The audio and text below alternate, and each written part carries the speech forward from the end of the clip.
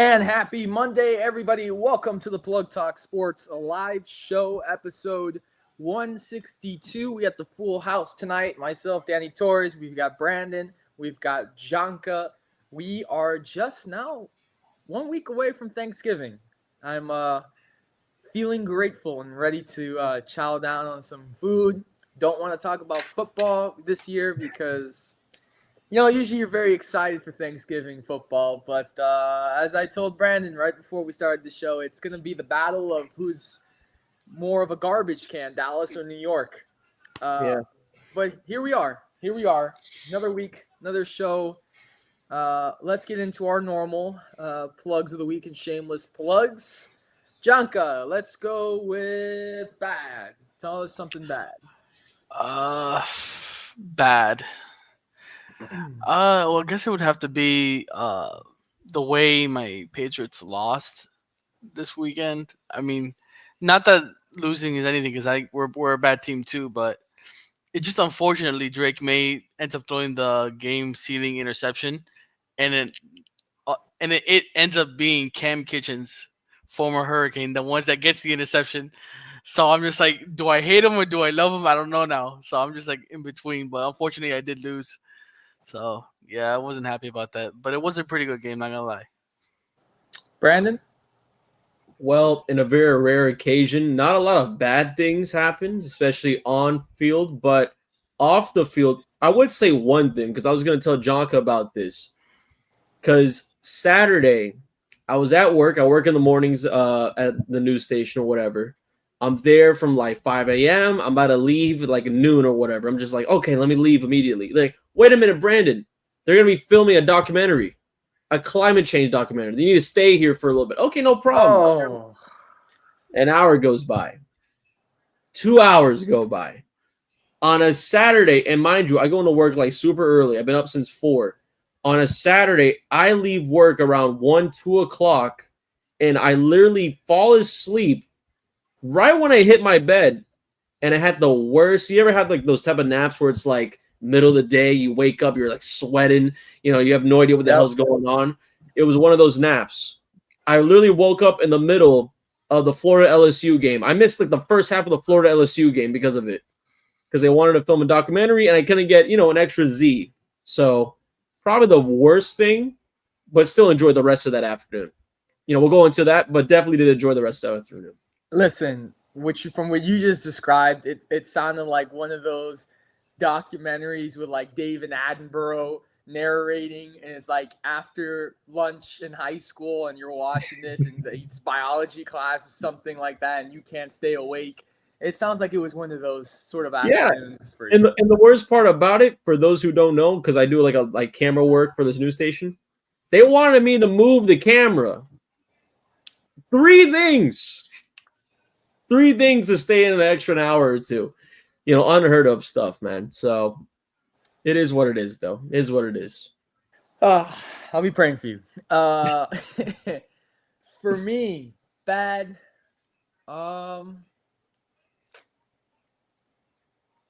sure there's something. It needs to come to my mind. I thought of something, but I was like, no, I can't shout them out like that.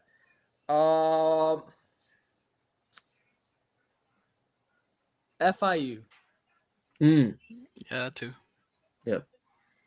So close. Let me tell you, this team has come so close to getting victories where they could have been bowl eligible by now. Yep. And Jonka said something like 2 weeks ago. He told me something that I was like, that's true. If they would have beaten Monmouth like they were supposed to, this team would have been just one win away from bowl eligibility with 2 games left in the season. Except they didn't beat Monmouth, and now they were close to beating Jacksonville State. I mean, they almost beat Liberty. They came up short once again, and another year goes by and no bowl game for FIU. So I would say for me, that was my bad. Let's go into good. Janka, hit me with the good. Good. If you guys don't know, I collect sports cards and stuff like that, and Pokemon and stuff like that. So I went to the Palm Beach Card Show. I sold some cards, and just for all Florida Panthers fans out there, I got a new replica ring. It's pretty good. So I get to show it off now whenever I wear my jersey and stuff. So add it to the collection. It was fun. I suggest everybody that if you don't get into collecting or trading cards, I suggest it's really fun. If you get to just collect players that you like or teams that you go for, it's pretty good. Nice. Brandon? No, yeah. I mean, I'm not a big card collector, but I went with John to one of these shows in Miami. Super fun though, awesome time. But the best thing I would have to say, again, we're gonna go into a lot of good things from the week because it's a 1 in a million weekend. But what I would say, Sunday, I finally went to a Dolphins regular season game in the lower bowl for the first time. So that was Nice. super cool. I was working. I saw that they had the tickets below $100 for the first time ever in my life, and I'm just like, I don't really want to go to the game by myself though. Made some calls, made some texts. One guy I had, then he didn't make it at the end. I went by myself. Super fun time. I ended up meeting two other people I knew. The guy who actually sold them verified resale was a season ticket holder by the name of Rex. Super cool guy.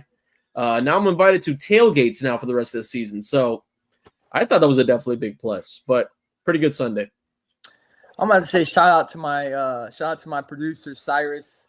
He's a Raiders fan, and he was also at the game.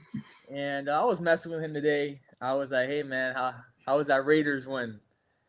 Yeah, he wasn't having any of it. For me, I'm actually fresh off of a broadcast. Some people were just like, "Man, how are you gonna go home and now do a podcast?" I'm like, "Hey, it's just you gotta do what you gotta do, you know." Some people are just built different, you know.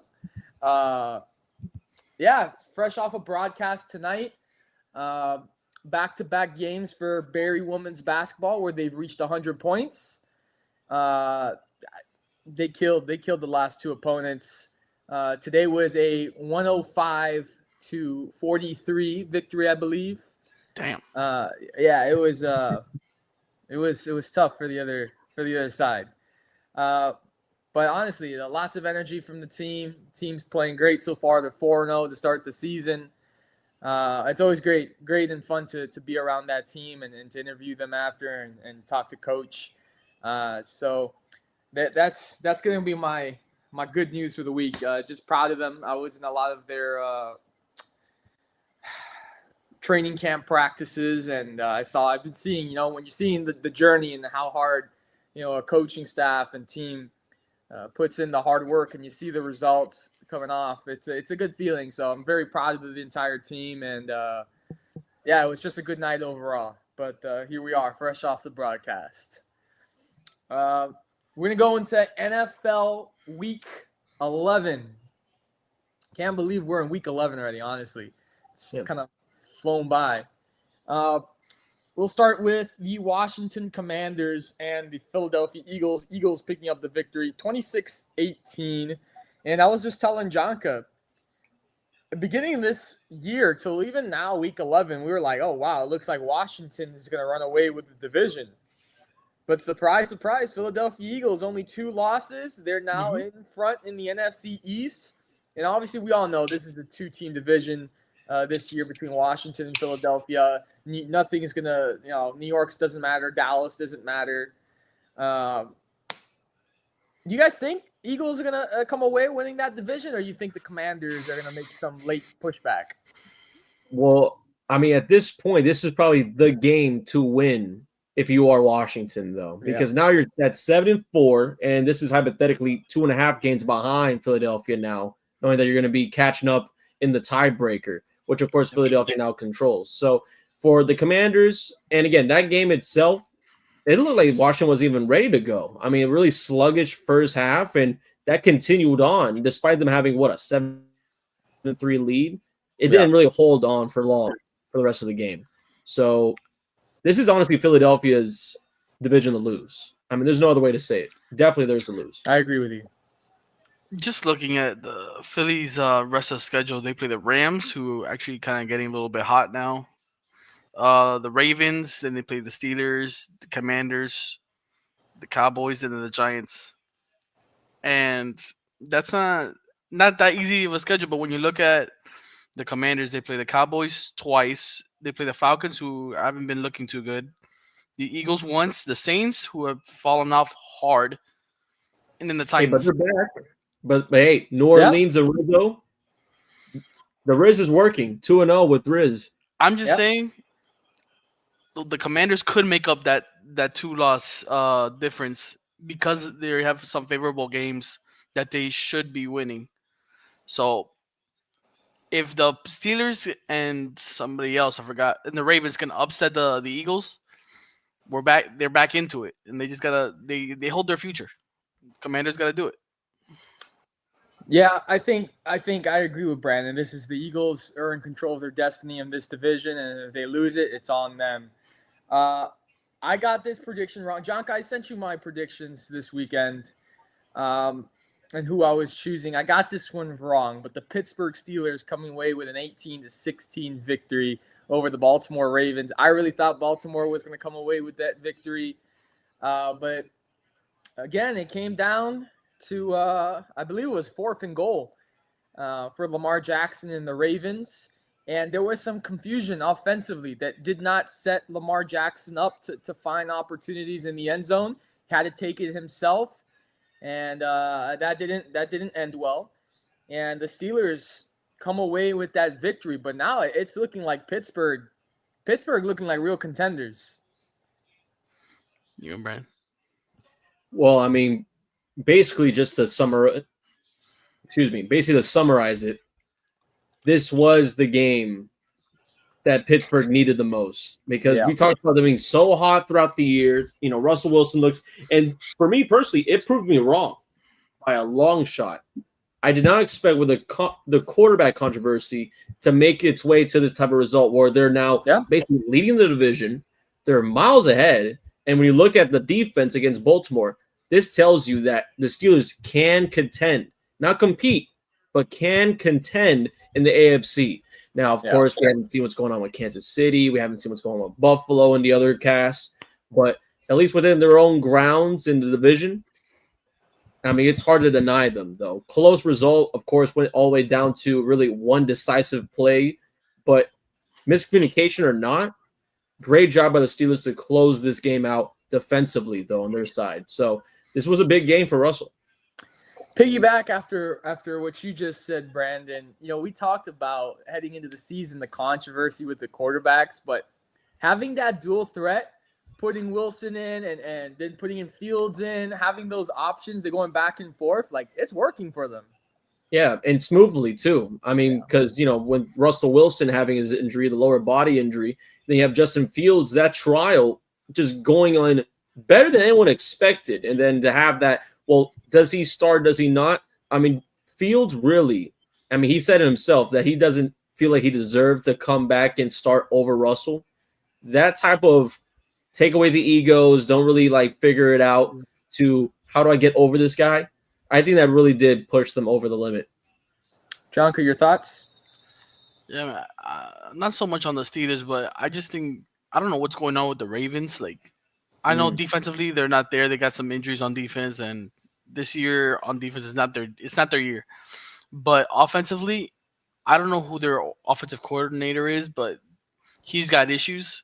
For some reason, the majority of their games they decide to run the ball down their throats with Derrick Henry, and it works for them. But then in some of the biggest games, they just decide not to run the ball, especially in this game.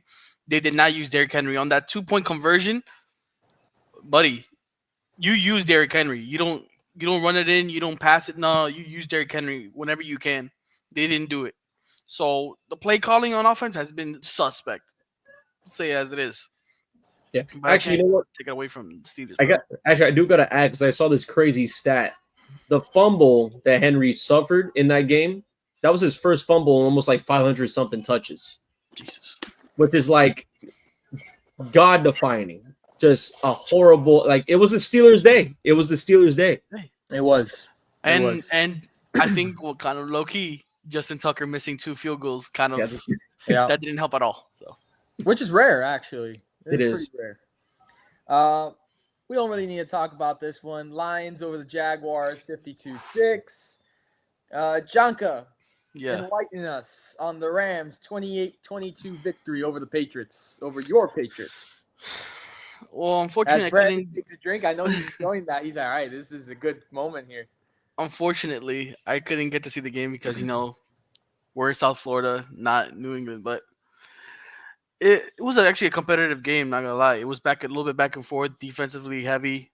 But unfortunately, the Rams have more firepower with Nakua and Cooper Cup and Kyron Williams. So, but Drake May did play well. They had a chance to at least tie the game at the end, but when you have like 10 seconds left and you have to go down 60 yards, you got to chuck it up and see what happens. And obviously, because I have inept wide receivers on my team, the guy didn't realize that the ball was even in the air and didn't turn around. So ended up getting picked off by Cam Kitchens and game over. But I have to live on with this. Shout out to the idiot, Demario Douglas. You need to be cut. Dang. Just like that? Shots Just like fired? that. All right. Moving on then. Saints 35-14 victory over the Browns. That's self-explainable. Colts I don't know what's going on with the Browns, bro. 28-27 victory over the Jets. This one was a close one. I wasn't thinking that the Colts were going to go that closely with the Jets. Brandon, you got something to say on this game? He is back. He is back. Anthony Richardson, the all-time, my personal favorite Florida Gator. That guy is back at quarterback over Joe Flacco. And again, it was something that needed to happen to get this guy to, develop in the NFL. And he definitely took care of business, though. Rushed in for a few touchdowns, had a few key passes that looked like darts. Decision-making was much better than we expected it, at least going to this week. But for the Jets, though, in their season, it gets worse and worse. I mean, I said it before the season even started. We have to see this Jets team act because the Jets are still the Jets, and they still are the Jets throughout basically the midway of this year. So for Aaron Rodgers, Devontae Adams, their connection is not, really inbound as it was in Green Bay and as it is now in MetLife Stadium. Garrett Wilson is still struggling to get himself targets, at least control himself. And then, honestly, I think the weirdest part about all this is that it proves a lot that the Jets are like the Milwaukee Bucks of recent years. You get a good coach, you see progress, and then midway through the season, it's like, our main guy doesn't like him. Let's just see what we can do with our interim. Let's just see what we can do with a new option. I know everyone hates Robert Saleh. Robert Saleh isn't like a world beater or whatever, right? Since their interim head coach has taken over, and this is 6 games, he's only won a game out of 6 games as the new head coach. So if you ask me personally, was it smart to do that early in the middle of the season? Absolutely not. Now, is it smart for Aaron Rodgers to really bash, Mike Williams, a wide receiver, which was, a big pickup, I think, for the Jets, and now have him gone and having success since he's left New York? I think, honestly, it tells you more about what's wrong with Aaron Rodgers. Maybe a little bit too stubborn right now in New York. Maybe it's we're still here. We're fine. I remember what his last year in Green Bay was like. He said those exact same words. So I'm not really buying the Jets. And this game, again, Anthony Richardson, the biggest story about it. But on the backside, it's over. And this game proved it. We have Vikings 23-13 victory over the Titans. And Brandon, the stage is yours. The Dolphins 34-19 victory over the Raiders. You were in attendance. Talk to us about that game. No, yeah, that was a game to be in attendance for. The highest scoring game for the Miami Dolphins this season. They finally surpassed 30 points. And again, that wasn't really an issue last year at all for the Miami Dolphins. But this was not only a beatdown, but it was a much-needed beatdown on a winning streak now. 2 wins straight after being Las Vegas. And for Vegas side of things, I thought the most interesting part was that Max Crosby was not involved much in this game. Yep. Besides a few penalties, no sacks, barely did much on the pressure. And a lot of the times he was facing either against Terran Armstead on the line, or they had themselves. Actually, Patrick Paul made a few snaps on offense, which I was kind of surprised about, even then on special teams as well, the rookie from Houston. But in the sense of the offensive side of the ball, because everyone loves to talk about this, I actually did an article earlier today for one of the blogs I work for. I've been kind of on a weird hiatus because I'm, doing a lot of things at the moment. But I had to get on the sticks because Jonnu Smith might be that new number one option. Yep. Doing good. Season high. Tell him. Where'd he go to school? Tell him. FIU, a That's panther right, of baby. them in Miami, South Florida. Balling out 104 receiving yards. That's a season high so far this year. The other week, though, he had 96 receiving yards. So you see that gradual change up there with Tua and his new target. And as well, 2 touchdowns, 2 tutties, the tight end. And one of them was on a 4th and goal, which had him catch the ball, throw up in the air, landed right in his son's hands. So this was basically a historic day for him and a big day for the Miami Dolphins. Best offensive performance from them. Tua Tagovailoa, lights out, had 3 touchdowns, the first time since last season, week 8, I believe, that he has 3 through the air. But overall, great game. The only issue I have is maybe just the closing out. The game in the first half, and especially going to the midway of the third, it felt like that Arizona Cardinals game where it's like, oh, we're controlling the game, no issue, and then the team will come back. So it may look like a blowout, but it wasn't like that till midway through the fourth. You think the Raiders should draft a quarterback, or they need more receiving? They need everything. Yeah, they need a lot, but I don't even know where the Raiders are in the draft this upcoming NFL draft. But what I would say, though, it'll be hard to ignore a quarterback. Really hard to ignore a quarterback. I'll tell you right now where they are at. Yeah, it'd be really hard. There's just one of those teams where I look at them like, all right, well, do they need a quarterback? Well, do they need a running back? Do they need a receiver? And you just 3? As of right now, they're number 3 for the pick. Okay. Yeah. So, and again, they need a lot of things. I mean, you can look at receiver. I don't think they have a lot. I mean, besides, and let me tell you this, Brock Bowers, the guy is good, bro. 16 targets, if not 16 receptions. I don't know the exact number. I apologize for that. But every single time they got a first down, it was off of Brock Bowers. The guy is a beast. So he's definitely going to be on that team, hopefully for the long run. But the Raiders, again, historically, stat-wise, horrible in the running game. Their issues right now with the quarterback is just that they don't have a real quarterback for the franchise. So the upcoming draft, they're basically just playing for the draft at this point. Jock, I want to bring you into this because I know that you're going to want to say some stuff because it's Caleb Williams related. But you would have thought that after Aaron Rodgers was gone from Green Bay, that finally, maybe just finally, the Chicago Bears would have a chance to finally beat the Packers. The Packers beat the Bears by a final score of 20-19. The streak continues. Chicago, no matter who's the quarterback, they just can't seem to beat Green Bay. I'm just loving this. I'm just loving it. Jane Daniels doing his thing. Drake May doing his thing. Bo Nix. Oh, don't even talk to me about Bo Nix, bro. Go, Bo, go. Yeah, they're on fire. I'm just loving it right now. I've been saying it since he was in USC. The guy is a bum. He can't do anything, bro. He has more weapons than Drake May, than probably Jaden Daniels or Bo Nix, and he's losing. The guy's taking too long holding onto the ball, not making good decisions, not getting rid of it when he has to, not even scrambling when what he did in USC, which he was making big plays in USC. So we're not seeing that either. I don't know what's going on, bro. I'm loving it right now. Could he be potentially, I don't know about yet, the biggest bust? I don't know. I wouldn't say that, no. The biggest, do you mean like ever or like right now? As an overall number 1 pick. Oh, no. I wouldn't say that. Remember, he's a Heisman too. Yeah, but Johnny Manziel is still walking around, so. Yeah, amen. But I would take Johnny Manziel over Caleb Ward. I swear to God. What?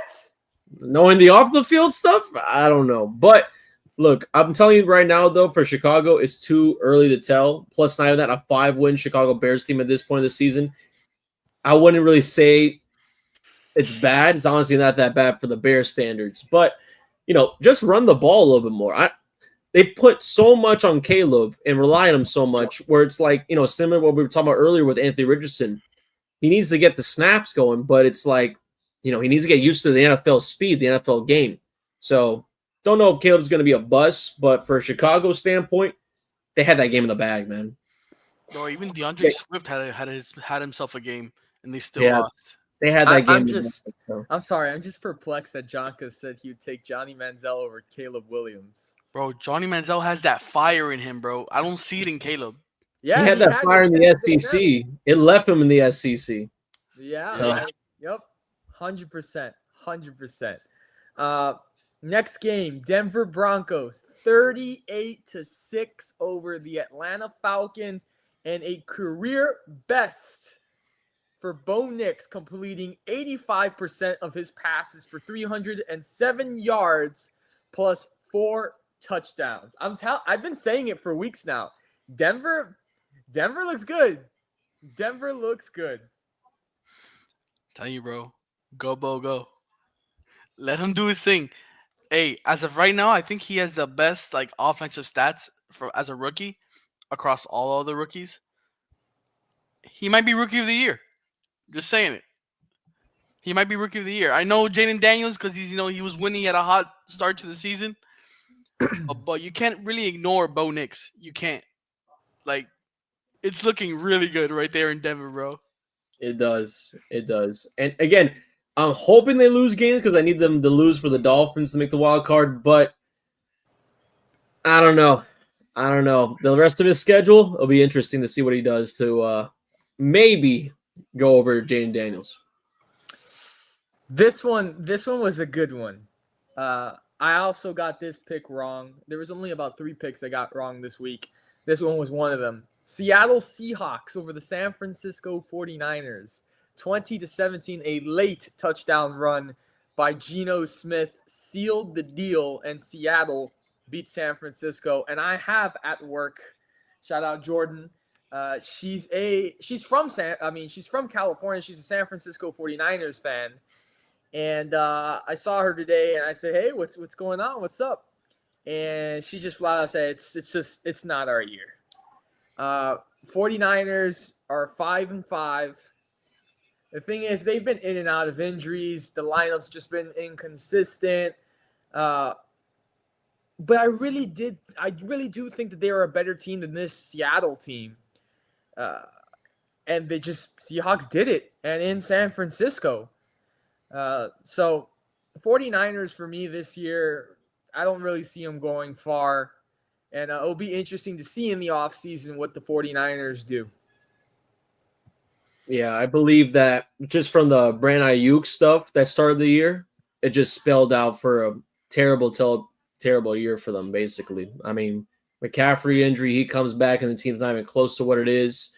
And I've been one of the biggest criticizers of Brock Purdy. You know, Brock Purdy is basically doing the best he can at this moment, dealing with a hospital bed with his team.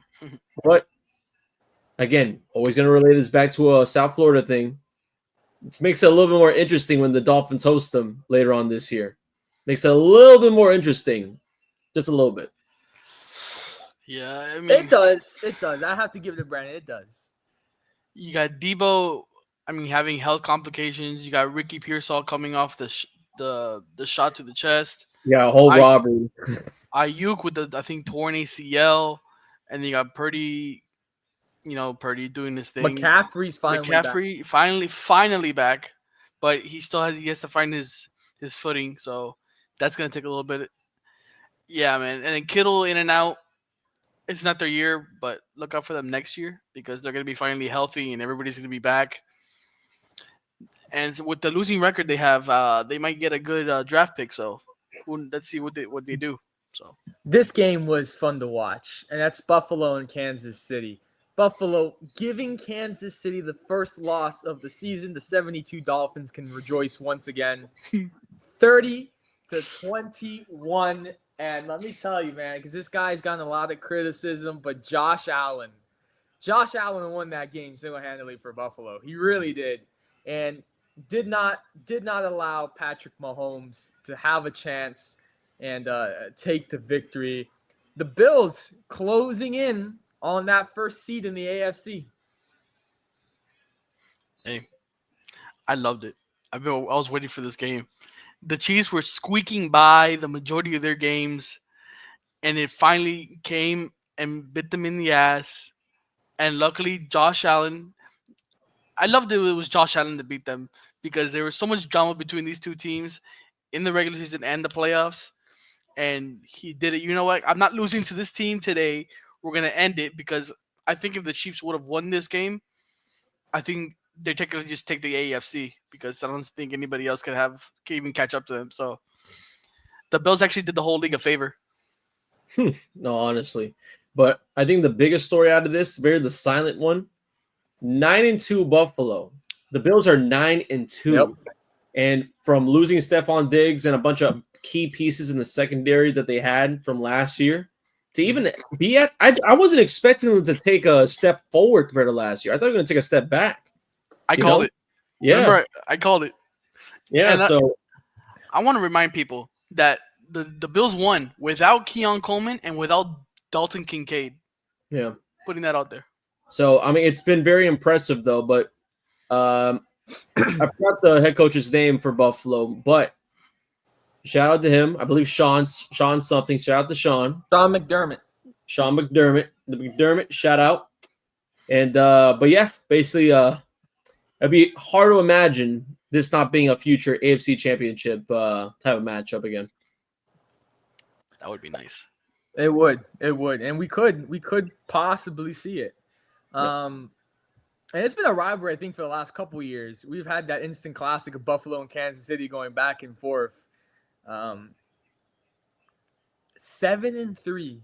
Los Angeles Chargers. I think people slept on Harbaugh coming right out of Michigan and into the NFL and transforming this Los Angeles Chargers team. They defeat the Cincinnati Bengals 34-27. The Chargers sitting right now in the playoff spot. Yeah, and I think the biggest thing about it is like they were 3-3 at one point. Yeah, they're hot. 4-game winning streak. Justin Herbert looks the best he's looked all time in his career. Dobbins, I mean, obviously we saw from the game-winning touchdown that he had. The guy might be the comeback player of the year. Multiple injuries, even I think one of them was like a broken rib that he had. So yeah, right. It's a ridiculous story for them. And Harbaugh, like they want to play for that man. I mean, call it a program change, whatever you want to call it from college terms, but they really want to play for this man. Like, there's no doubt in my mind about that. So that's the biggest change for them. I said it, bro. Like, this team needed a coaching change. Brandon Staley was not it. He was the problem. Justin Herbert, we knew he was talented. They had a bunch of receivers. Now they actually got a running game with J.K. Dobbins and Gus Edwards. They got a defense who can stop other teams from scoring, which helps Justin Herbert have some kind of breathing room. Let him do what he can do. Like, I'm telling you, with Ladd McConkey now, this team might cook, bro. They got some good players. I need to see more. I need to see a little bit more. I'm not going to say anything yet, but I need to see a tiny bit more. Final game out of the NFL this week is currently on. It's the Houston Texans against my Dallas Cowboys. Houston Texans currently up 20-10. And it's frustrating to watch CeeDee Lamb. The poor guy looks like he can't take it anymore because no one can throw him the football correctly. And correction, Brandon Aubrey just hit a 64-yard field goal. There's a flag on the play, so which would make it 20-13. Which, by the way, yes, you heard that right. He nailed a 64-yard field goal. The guy is cracked out of his mind every time he goes to kick. There's a flag on the play. I won't be surprised it's on the Cowboys. That's just the type of year we're having. At this point, I don't even care whether they win or whether they lose. It's just throw the year away. And you know what's crazy is that before the game, 2 hours before the game, a piece of metal fell from the roof. What else is going to fall apart in Dallas? What else is going to fall apart in Dallas? And, thankfully no one was hurt. I know we joke about it, but thankfully nobody was hurt. And you think about it, just a couple days ago, they had Mike Tyson and Jake Paul there. What happened if that piece of metal would have, fell during the fight? But yeah, I got to give them credit. They're putting a valiant effort. against this Houston Texans team. But obviously, I think they're going to come up short tonight, and they're going to get another loss. And that's just the story of this season. So not much for me to say there. If you guys want to jump in, say something about that game. If not, we'll move on to college football. I was giving a live update. It was a penalty on the Texans, which gives the Cowboys a first and 10. Yeah, so the kick does not count now. Yeah, shout out future Hall of Famer Aubrey there. Yeah. Oh yeah, 100%. 64-yarder. I mean, the guy is just, it's crazy. He was an MLS player for Toronto FC, so he's got the leg. Let's go into college football. We'll go into the rankings right now. At number 1 is Oregon. At number 2 is Ohio State. At 3 is Texas. At 4 is Penn State. At 5 is Indiana.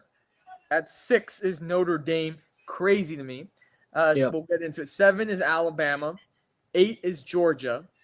9 is Ole Miss. 10 is Tennessee. 11 is Miami. At 12 is Boise State. At 13 is SMU. At 14 is BYU. At 15 is Texas A&M. At 16 is Colorado.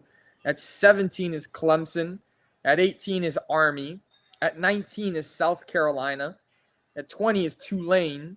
At 21 is Arizona State. At 22 is Iowa State. At 23 is UNLV.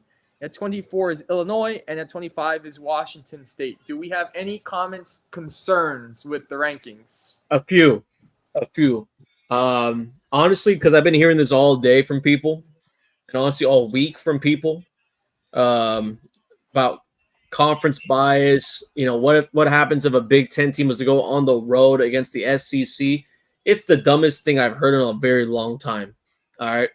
How many times has the Big Ten go on the road and literally demolish teams? And again, I understand that Auburn is in, a powerhouse type of franchise program, but Penn State blew the hell out of them, right? Yeah.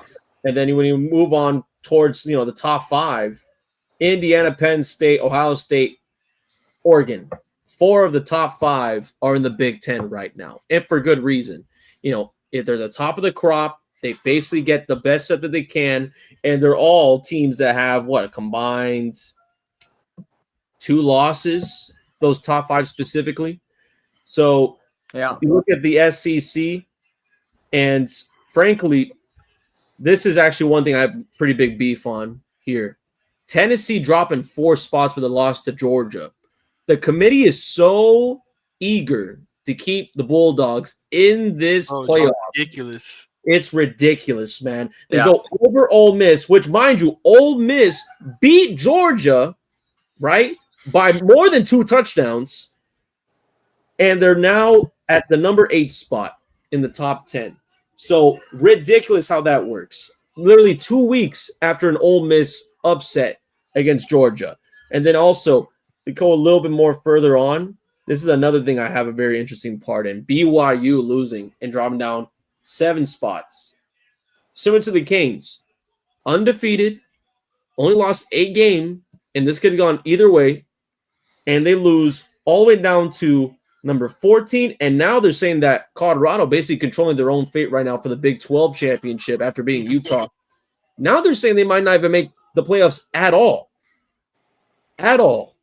So that's very interesting right there. Colorado again, number 16. And then the last thing I would say though for this, if you want to call it top 25 AP poll, because it does change automatically. But I mean, Danny, I'm right there with you. Notre Dame at 6. What are we doing? Right, 9-1 team. Who have they played? And what was their one loss against a Northern Illinois team that was ranked for maybe a week? Let's be real. If you're going to put the same idea of a BYU, University of Miami, one of the best offensive teams this year, one loss to be pushed out of the top 10, why is Notre Dame, and again, they're winning the games, they're climbing back, but why is Notre Dame put in a situation where they're above Alabama, Georgia, Ole Miss, Tennessee? Again, 2 lost teams, yes, but no reason based on competition. Makes no sense. I think the reason that they're. I mean, obviously the loss to. I don't want to mention them because it's atrocious, but they beat Texas A&M, who was ranked at the time. They beat Louisville, who was 15. They beat them, Yeah, now and then unranked. they beat Navy, who was ranked also. So that's three ranked wins. They have I think one loss. I can understand them. I mean, obviously that loss to Northern Illinois is really bad. It's like probably one of the biggest upsets in college history. Yep. But if they're gonna go, if the committee is gonna be consistent, then they're gonna have to keep them there because they're winning games. I think this upcoming weekend is gonna be it's gonna be a challenge for them, and they'll be playing number 24 Army, who's 9-0, Support the troops. or excuse me, 18 Army, who is 9-0. So there's a couple teams there, Brandon. When you look at from anywhere from 11 to 14 that are 9-1, that honestly could be up a couple spots. Like you said, Georgia 8-2. They just refuse to take them out of that top 12. So there's a couple teams that honestly could move forward into that top 12, but the committee just decides not to. Yeah, I mean, honestly, it's ridiculous. And Georgia, they have the players to do it, but do they deserve it though? That's the biggest thing for me, especially in the SEC. I mean, they just beat Tennessee, a great Tennessee team, but to have them over Ole Miss, which Ole Miss has already proven themselves to be, again, ahead of Georgia. They win that tiebreaker, if anything, at 8-2. And now you have a situation where the SEC championship game, it's not going to even have Georgia. You know what I mean? Like, as of right now, for the top teams, and this is based on SEC championship, so SEC competition, it would be a Texas A&M and Texas SEC championship. So Georgia not only has 2 losses throughout the year, not only are they not a top 5 team, but also they're not even going to be champions of their own conference. What are we doing? You have 5 Big 10 teams. Are all 5 going to make the playoffs plus another 5 SEC? They got to figure it out at that point. Do you feel the same about Alabama? I think for Alabama, and again, this is also a Bama team that beat Georgia. Look, the loss, just, elephant in the room, the loss to Vanderbilt, very disgusting. 40-35 final, very disgusting. However, lucky for them, it happened pretty early in the year. So for Bama themselves, they needed, and I'm going to say this because honestly, this is probably going to be the changing point of their year. They needed that Tennessee loss Saturday. If Tennessee went on to win and was 9-1, they would have been easily pushed ahead of Bama. Bama probably would have been the first 4 teams out. But now that Tennessee has lost, and now the committee really in favor actually of Bama as well. We talk about Georgia, but really in favor of Alabama, now a number 7 seed. They're now in prime position right now to make it. And I would probably say, because again, beat Georgia at 8-2, they'll be a better 8-2 than Georgia. I have to ask because we could see this possibly be the ACC title game, SMU and Miami. Be honest. Can SMU take down Miami? Yes. Yes, 100%. Do you think that SMU wins? I mean, we got to see what happens on this week. Okay, better question. Who would win that game? Oh, the Hurricanes. The Hurricanes. Look, this is an SMU team that I think has the offense, but doesn't have the defense.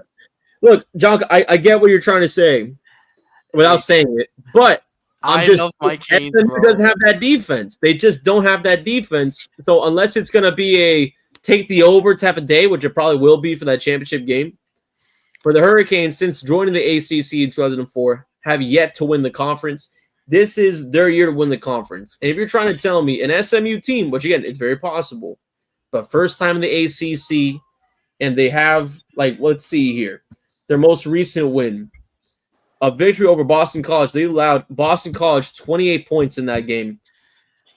They're hot, but the defense, similar to how the Canes were going to Georgia Tech, it's kind of sloppy. I'm telling you right now, the Canes should be able to win out their next two, again, should, and win the ACC. I like that optimism. But look, but listen. We this for this year, as of right now, logic is out the window because we can make 1+1+1, and because Alabama lost to Vanderbilt, Vanderbilt lost to Georgia State, that makes Georgia State better than Alabama. No, we're not gonna be adding up math right now. Listen, but if I me looking at SMU's overall schedule right now, they beat Nevada only by 5. They beat Houston Christian blowout. They lost to BYU by 3. They beat TCU. Okay, they beat Florida State. That's no surprise. They upset Louisville when they were ranked 22. That's the only like relatable team that we played and we beat them. They beat Stanford 40-10. They beat Duke 28-27. That game was also close between Miami and Duke also. They beat Pitt 48-25. So that was a big game. They just beat Boston College by 10. They play Virginia this coming week. Or next week, my bad. Next week. And then they play Cal the last week. That schedule isn't crazy. It's not stand out. Yeah. But the thing is that they're playing right now, they're playing really good. And they're on a roll. So if they were to, let's say they win out, they have the momentum heading into the ACC championship game. Now, obviously, it's going to be in Charlotte. So it's like basically neutral site between Texas and South Florida. So that's the only benefit we will both have. Yeah. Because every time, the majority of the time, it's Clemson, basically home field. Excuse my language, but it's kind of BS to me how that is the regular thing. But as of right now, I know Daniel because I was texting Daniel the other day because he wanted to know what the situation was with Clemson. I read it was because of the Louisville game that they lost, and that was the tiebreaker because Miami had beaten Louisville and so did SMU. That's why they're ahead. The big game for Clemson is the last week. They play South Carolina in Clemson, and that's going to be a 12 p.m. game. So it's not even going to be a night game for Clemson. And South Carolina almost upset Alabama, and they're getting a little bit hot. Hey, they are honestly because again they moved 4 spots in his AP poll. If there is a team that would be like, you know what, just put them in the playoffs just because, it would be South Carolina. I know, bro. It would be South Carolina. And again, that's why I say that, I just don't believe in Clemson making the championship this year. 8-2 record. And the only way they make it, win out, and then Miami loses a game. That's the only way. Miami's situation is if they lose a game, Clemson moves up. But then Clemson cannot lose either to the Citadel, which is not going to happen, and South Carolina. So if Clemson were to lose one of those 2 games, and Miami, that gives Miami the opportunity to be open to a loss. So it wouldn't matter. And again, which I would have to say BS, you know what I mean? Because people are saying the only way that the Hurricanes make this year's playoffs is if they win the conference, which is just stupid as it is. Just to say it the least way, stupid as it is. Yeah. It's going to be interesting. Switching gears, we got to talk about this. Jake Paul and Mike Tyson, the fight everyone watched. Well, sort of, because Netflix was buffering. Actually, Jonko was at my house, and we finished watching the fight through the phone because the TV just stopped working through the second round of the Serrano and Taylor fight, and it just never came back. But honestly, guys, this was so staged because you're telling me through all the training camp that we saw Mike Tyson, how well he was moving, we're thinking, damn, like maybe this guy still got it. And then he goes in with Mike Tyson, and you're telling me he can't even throw a punch compared to what we saw in the training footage? It was staged. Like it was 100% staged. And, I'm just waiting for Jake Paul to finally fight somebody, please, for the love of God, to fight somebody legit. And when he did, by the way, Tommy Fury beat him. So, he called out Conor McGregor. He wants Canelo. He doesn't want any piece of Canelo. I'll tell you that. And he said he would fight Conor in an octagon. I'll tell you what. I know Conor's been inactive and he's slated for a late 2025 return to the UFC. But you don't want any piece of Conor in an octagon either. So, come on, Jake Paul. Yeah, he doesn't want a piece of any of these guys. I mean, Jonka, I'm sorry to interrupt you, No, but good. Go. I also just want to make it very clear. This is a 58-year-old man we're talking about. Yep. This is a 58-year-old man, more than 2 decades beyond his prime. So, for those who were surprised about the result, what is to be surprised about? It's a Netflix special. Of course, you're not going to like it. All right? Let's just be real. Yeah, bro, I can't hate on that. I think also it makes the point, like, yes, he's 58, 20 years after his prime, but think about it, like, as much as like the montage and the training you see, is probably just for like 30 seconds, a minute drill for him going out, and it's like, but think about it, like, he could train for a whole year, and he still wouldn't look anywhere near his prime. Oh, well, obviously. No one's saying that. Remember, this was all for money. This was all basically for money. Oh, 100%. And it's because they're two big names. You know, Jake Paul has the recent clout with the young people, and then Mike Tyson has his like boxing career and how he has the, you know, all that stuff. It was meant to be. It was meant to be a moneymaker. Now that you're talking about Conor McGregor and Canelo, Jake Paul doesn't care if he loses or wins. To be honest, this is my opinion. I don't think he cares. But I think he just wants to make money. And if imagine a Canelo fight would make money. A Conor McGregor fight in the UFC in an octagon, I would watch that. Come on, let's all be honest here. We would all watch to see Jake Paul get his ass whooped. Come on. Yeah. That's how money works, bro. I agree with you. I agree with you. It's just we also have to keep in consideration that, as Brandon pointed out, Mike Tyson at 58, Jake Paul still couldn't knock him out, though. Nah, I don't think he was never going to knock him out. Like he said, he was taking it easy on him. No, you know, I always tell people when he did the bow thing at the end of the fight, Tyson had the opportunity to do the most funniest thing.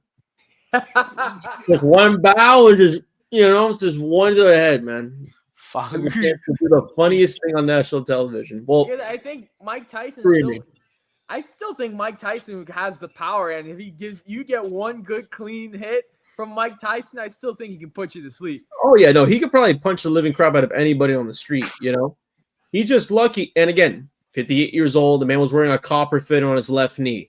But catch him on a bad day on the street, yeah, he'd probably knock you out to Tuesday. But I kind of anticipated this loss for Tyson because I think it was months before the fight. It was rescheduled because he had some complications. He had 8 blood transfusions and he almost passed away. Yeah, so I mean, we know. I think after watching the fight, I think after like the first and second round, you can tell like he was already gassed.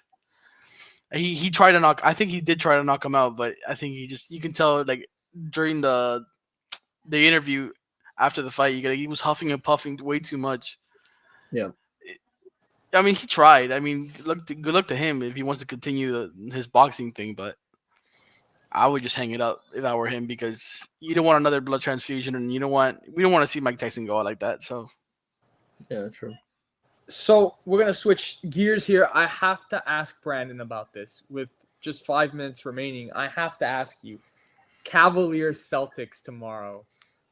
It's going to be a great game, Brandon. Before you say anything, and you're gonna be like, "Wow, that's surprising coming from you." I actually think Boston is going to give Cleveland their first loss. Wow, that is surprising coming from you. No, I'm kidding. But no, I mean, from the Cavaliers story, though, I think Donovan Mitchell definitely is going to be a huge name that people are going to be talking about throughout the entire year for an MVP candidate, even though no one's going to be looking at it that way, right? Have the Cavs played anybody serious? Well, the Eastern Conference, so no. But now it's going to go through the TD Garden test here. So this will be a very big game here for the Cavaliers, 15-0, one of the best records to start off the season in NBA history, top 10, at least best in their franchise's history, I believe. Top If two. not two, top two. Would it happen though? I can't see it. I really can't see it. Right now, the Celtics playing good basketball. Defensively, they look really weird, though. I mean, they're probably, and again, Porzingis now in that second phase where he's in the G League trying to rehab, but it's just not looking right inside. And I see that Mobley has looked much better. Allen has way light years better than he did last year, though. I feel like he can actually move on offense. But for the Cavs themselves, it's a 50-50 game for the first time. I can't see the Celtics like blow them out. It's a 50-50 game. I have the Celtics, but 50-50. Close. Donovan Mitchell didn't play last game, so I think he's going to be coming into this game fresh, ready to go. And I got the Cavs going 16-0.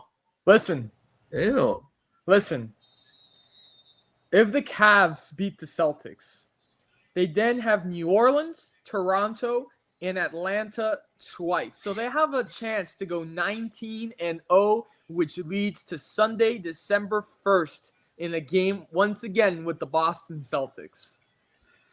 Yo, this thing, I'm telling you, if that happens, if that scenario happens, I'm watching that game. Yeah. That has to be on ESPN. That has to be prime time. But I'm telling you right now, though, even though, yes, great start, but it's starting to feel like a Jeff Teague, Paul Millsap Atlanta team right now, man. Great regular season. How does that translate later on? Trae Young ain't working out. Yeah. Last topic of the night, we're going to go over the NCAA men's basketball rankings quickly here and just a quick thought. So at number 1, we have Kansas. At 2, we have UConn. At 3, we have Gonzaga. At 4, we have Auburn. At 5, we have Iowa State. At 6, we've got Purdue. At 7, we have Houston. At 8, we have Alabama. At 9, we have Kentucky. At 10, we have North Carolina. At 11, we have Tennessee. At 12, we have Duke. At 13, we have Baylor. At 14, we have Creighton. At 15, we have Marquette. At 16, we have Indiana. At 17, we have Arizona.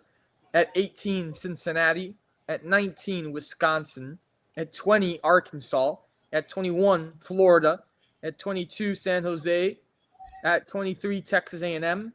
At 24, Rutgers. And at 25, Illinois. Any quick comments about the rankings? Two quick comments that I'll definitely make them as quick as possible. Calipari in Arkansas, they're frauds. All right. Okay. And also, Arizona is a fraud that just got exposed. All right. It was just a March Madness thing. Nothing to worry about. And then another thing, a little bias here, but Rick Pitino and St. John's and the Red Storm should be a top 15 team, and the Florida Gators. How do they move? Sorry, excuse me. I said San Jose. Sorry, yes, St. John's. St. John's, the crown of New York. But then also the Florida Gators moving down a spot despite blowing out teams through 4 wins. Makes no sense to me at all. The Gators should be keeping on moving up through their non-conference schedule. They beat the living crap out of Florida State. So do what you want with that. But yeah, St. John's and Florida, not ranked right. Arkansas and Arizona, fraudulent alert. It's coming up soon. Jonka? Yeah, I mean, I kind of low-key agree with the Arizona take. They play Duke on Friday at 10:30. That game's going to be good. I can't wait to see Cooper Flag. Blowout. Guarantee that. Guarantee. There we go. Guarantee a blowout. And speaking of which, love Cooper Flag. Will definitely be there. Hopefully when he plays against the Canes in February. Oh yeah, I might go to that game. Yeah, and if you guys go, I'll go. There you go. We'll all go. But also, before we even end, because I'm sorry, John, but shout out Kentucky. Shout out Kentucky etching out against Duke to get that win. And also for Coach Pope, the program's still there. It never left. It never left. So the Wildcats are looking good at number 9. So I like that. All right. That is all the time we have for episode 162 tonight. We hope you guys enjoyed. Keep up with all our social media on X, YouTube, Instagram, TikTok, all the social medias. We thank you guys for tuning in, week out, and just staying tuned to all of our content. We'll see you guys next Monday for a brand new episode 163. Have a great rest of your night and have a great rest of your week.